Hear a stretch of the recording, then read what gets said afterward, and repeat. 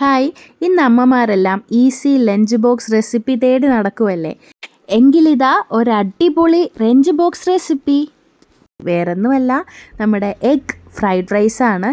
നമുക്ക് പെട്ടെന്ന് സമയമില്ലാതെയൊക്കെ ഇരിക്കുമ്പോൾ നൊടിയിടയിൽ ഉണ്ടാക്കാൻ പറ്റിയ അടിപൊളി ടേസ്റ്റ് ആയിട്ടുള്ള എഗ് ഫ്രൈഡ് റൈസാണ് കേട്ടോ. റെസ്റ്റോറൻറ്റിൽ നിന്നൊക്കെ വാങ്ങുന്ന സെയിം ടേസ്റ്റാണ്, അല്ലെങ്കിൽ അതിനേക്കാളും ടേസ്റ്റ് എന്ന് നമുക്ക് പറയാൻ പറ്റും കേട്ടോ. നമുക്ക് നൊടിയിടയിൽ ഉണ്ടാക്കിയെടുക്കാം. സൂപ്പർ ടേസ്റ്റാണ്. കുഞ്ഞുങ്ങളൊക്കെ കഴിച്ച് പാത്രം കാലിയാകുന്ന വഴി അറിയില്ല കേട്ടോ. അപ്പോൾ എല്ലാവരും മസ്റ്റായിട്ട് ട്രൈ ചെയ്യണം. വീഡിയോ സ്കിപ്പ് ചെയ്യാതെ കണ്ടേക്കണേ. കൂടെ തന്നെ ആരെങ്കിലും സബ്സ്ക്രൈബ് ചെയ്യാതെയാണ് വീഡിയോ കാണുന്നതെങ്കിൽ പ്ലീസ് ഒന്ന് സബ്സ്ക്രൈബ് ചെയ്ത് സപ്പോർട്ട് ചെയ്തേക്കണേ. അപ്പോൾ നമുക്ക് വീഡിയോയിലോട്ട് പോയാലോ? പാനൊക്കെ നല്ലതുപോലെ ചൂടാകുമ്പോൾ ബട്ടർ ഇട്ട് കൊടുത്തിട്ടുണ്ട്. അപ്പോൾ നിങ്ങൾക്ക് വേണമെങ്കിൽ നെയ്യോ അതല്ലെങ്കിൽ ഏതെങ്കിലും ഓയിലോ ആഡ് ചെയ്ത് കൊടുക്കാം കേട്ടോ. ബട്ടർ ഇടുമ്പോൾ കുറച്ചും കൂടെ ടേസ്റ്റ് ആയിരിക്കും, അതുകൊണ്ടാണ് ആഡ് ചെയ്തിട്ടുള്ളത്. ബട്ടറൊക്കെ നല്ലതുപോലെ ഒന്ന് മെൽറ്റ് ആവട്ടെ കേട്ടോ. ബട്ടറൊക്കെ നല്ലതുപോലെ മെൽറ്റായി വന്നിട്ടുണ്ട്. ഈ ഒരു സമയത്ത് നമുക്ക് വേണ്ടുന്നതാണ് സവോള.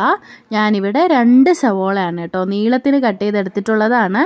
ഒരു മീഡിയം വലിപ്പത്തിനുള്ള സവോളയാണ് കേട്ടോ എടുത്തിട്ടുള്ളത്. ഞാനിവിടെ 400 ഗ്രാം അളവിലാണ് ബസ്മതി റൈസ് എടുത്തിട്ടുള്ളത്. അതിനാണ് 2 സവോള എന്ന കണക്കിന് എടുത്തിട്ടുള്ളത് കേട്ടോ. അപ്പോൾ സവോളയൊക്കെ നല്ലതുപോലെ നമുക്കൊന്ന് വഴറ്റിയെടുക്കാവേ. സവോളയൊക്കെ പെട്ടെന്ന് വഴണ്ട് കിട്ടുന്നതിലേക്കായിട്ട് നമുക്ക് ഉപ്പ് ആഡ് ചെയ്യാം. ഞാനിവിടെ 1 ടീസ്പൂൺ അളവിലാണ് കേട്ടോ ഉപ്പ് ആഡ് ചെയ്ത് കൊടുത്തിട്ടുള്ളത്. ഉപ്പും കൂടെ ചേർത്ത് നമുക്ക് നല്ലതുപോലെ ഒന്ന് വഴറ്റിയെടുക്കാം. ഒത്തിരി അങ്ങ് ഗോൾഡൻ കളർ ഒന്നും ആകേണ്ട ആവശ്യമില്ല കേട്ടോ. നമ്മൾ ഇൻസ്റ്റൻ്റായിട്ട് ഉണ്ടാക്കിയെടുക്കാൻ പറ്റിയൊരു റെസിപ്പിയാണ് നമ്മുടെ ഈ ഒരു എഗ് ഫ്രൈഡ് റൈസ് എന്ന് പറയുന്നത്. ഒരു 2 മിനിറ്റ് ഒന്ന് ജസ്റ്റ് ഒന്ന് ഇളക്കിയെടുത്താൽ മതിയാവുമേ. 2 മിനിറ്റോളം ആയിട്ടുണ്ട്. ഇനി ഇതിലേക്ക് വേണ്ടുന്നതാണ് ഇഞ്ചി വെളുത്തുള്ളി പേസ്റ്റ്. 1 ടീസ്പൂൺ അളവിൽ ഇഞ്ചി വെളുത്തുള്ളി പേസ്റ്റും കൂടെ ആഡ് ചെയ്ത് കൊടുക്കാം. എന്നിട്ട് ഒന്നും കൂടെ എല്ലാം ഒന്ന് മിക്സ് ചെയ്ത് യോജിപ്പിച്ച് കൊടുക്കാം. നമ്മുടെ ഇഞ്ചിയും വെളുത്തുള്ളിയും പേസ്റ്റ് നമ്മുടെ ആ ഒരു സവോളയിലൊക്കെ നല്ലതുപോലെ ഒന്ന് പറ്റിപ്പിടിക്കണം കേട്ടോ. അതിലേക്കായിട്ട് നല്ലതുപോലെ 1 നിമിഷം ഒന്ന് വഴറ്റിയെടുക്കാവേ.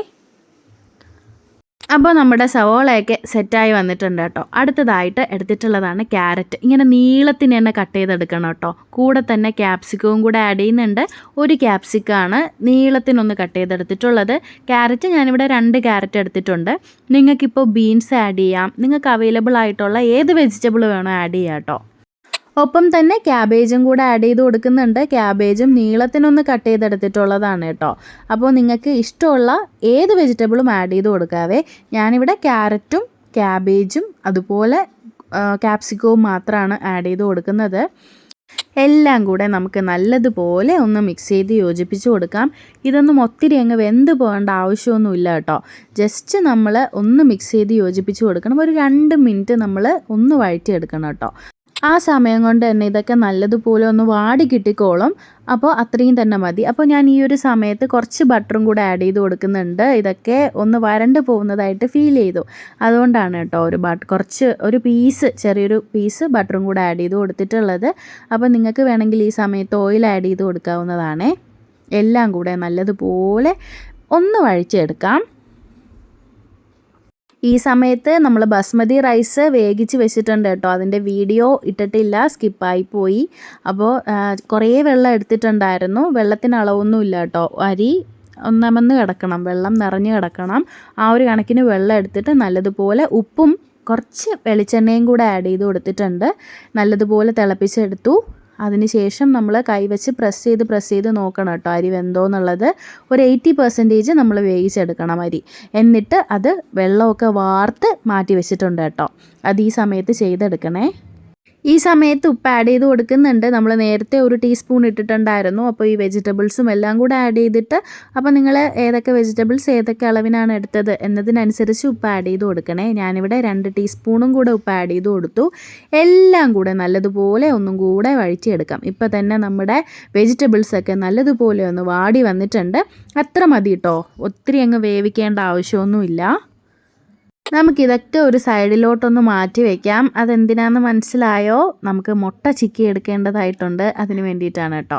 അപ്പോൾ ഈ ഒരു പാത്രത്തിൽ തന്നെ നമുക്ക് മുട്ട ചിക്കി എടുക്കാവുന്നതാണ്. നിങ്ങൾക്കത് ബുദ്ധിമുട്ടായിട്ട് തോന്നുന്നുണ്ടെങ്കിൽ വേറൊരു പാത്രം എടുത്താൽ മതി കേട്ടോ. അപ്പോൾ ഞാൻ ഇതിൽ തന്നെയാണ് മുട്ട പൊട്ടിച്ചൊഴിക്കുന്നത്. അപ്പോൾ ഞാനിവിടെ 5 മുട്ടയാണ് കേട്ടോ പൊട്ടിച്ചൊഴിച്ച് കൊടുക്കുന്നത്. നിങ്ങൾക്ക് വേണമെങ്കിൽ മുട്ട കൂട്ടുകയോ കുറയ്ക്കുകയോ ചെയ്യാം കേട്ടോ, അതിലൊന്നും ഒരു പ്രശ്നവുമില്ല. അപ്പോൾ ഞാനിവിടെ 400 ഗ്രാം അരിയാണ് എടുത്തിട്ടുള്ളത്, അതിനാണ് 5 മുട്ട എടുത്തിട്ടുള്ളത്. അപ്പോൾ നിങ്ങൾക്ക് ആവശ്യത്തിനുള്ള മുട്ട ആഡ് ചെയ്ത് കൊടുക്കാവുന്നതാണേ. മുട്ടയൊക്കെ ഒന്ന് വെന്ത് വരണം കേട്ടോ, അതിന് ശേഷം മാത്രം നമ്മൾ ഇളക്കി യോജിപ്പിച്ചാൽ മതി കേട്ടോ. അതല്ലെങ്കിൽ എല്ലാം കൂടെ ഒന്ന് കുഴഞ്ഞു മറിഞ്ഞു പോവും, അപ്പോൾ ഒരു ടേസ്റ്റ് ഉണ്ടാവില്ല. നമുക്കിങ്ങനെ പീസസ് ഇടയ്ക്കിടയ്ക്ക് കടിക്കാൻ കിട്ടണം, അപ്പോഴാണ് നമ്മുടെ ഫ്രൈഡ് റൈസിന് നല്ലൊരു ടേസ്റ്റ് കിട്ടുന്നത്. അതുകൊണ്ട് മുട്ടയൊക്കെ നമ്മൾ ഒഴിച്ചു കൊടുത്തതിന് ശേഷം 1 മിനിറ്റ് ഒന്ന് വെയിറ്റ് ചെയ്യണം, അപ്പോൾ നല്ലതുപോലെ ഒന്ന് സെറ്റായി വരും. അതിന് ശേഷമാണ് നമ്മൾ മിക്സ് ചെയ്ത് കൊടുക്കേണ്ടത് കേട്ടോ. അങ്ങനെ 1 മിനിറ്റോളം ആയിട്ടുണ്ട്, മുട്ടയൊക്കെ ഒന്ന് വെന്ത് തുടങ്ങുന്നുണ്ട് കേട്ടോ. ഈ ഒരു സമയത്ത് 1.5 ടേബിൾ സ്പൂൺ അളവിൽ കുരുമുളക് പൊടി ഒന്ന് ആഡ് ചെയ്ത് കൊടുക്കുന്നുണ്ട്. എന്നിട്ട് നമുക്ക് സ്പൂൺ വെച്ചിട്ട് പതുക്കെ ഒന്ന് മിക്സ് ചെയ്ത് കൊടുക്കാം. പതുക്കെ സ്പൂൺ വെച്ചിട്ട് ഒന്ന് മിക്സ് ചെയ്ത് നമുക്ക് പീസസ് കിട്ടണം കേട്ടോ. ആ ഒരു രീതിക്ക് നമുക്ക് മുട്ടയൊക്കെ സെപ്പറേറ്റ് ചെയ്തെടുക്കാം. അങ്ങനെ മുട്ട ചിക്കിയെടുക്കൽ പരിപാടിയും ഇവിടെ ഇതാ ഫിനിഷായിക്കൊണ്ടിരിക്കുവാണ്. എന്നിട്ട് എല്ലാം കൂടെ നമുക്ക് മിക്സ് ചെയ്ത് യോജിപ്പിച്ച് കൊടുക്കാം. ഈ മുട്ടയും ആ ഒരു സവോള, ക്യാബേജ്, ക്യാരറ്റ് എല്ലാം കൂടെ ചേർന്ന് നല്ലതുപോലെ നമുക്കൊന്ന് മിക്സ് ചെയ്ത് കൊടുക്കാം. മിക്സ് ചെയ്യുമ്പോൾ സൂക്ഷിക്കണം, മുട്ടയൊക്കെ പൊടിഞ്ഞു പോകരുത് കേട്ടോ.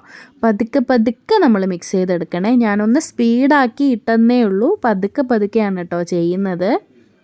അടുത്തതായി ഇവിടെ അരി എടുത്തിട്ടുണ്ട്, കണ്ടില്ലേ, ഞാൻ നേരത്തെ പറഞ്ഞില്ലേ നല്ലതുപോലെ വേവിച്ചിട്ട്, അതായത് 85% മാത്രമാണ് കേട്ടോ വെന്തത്.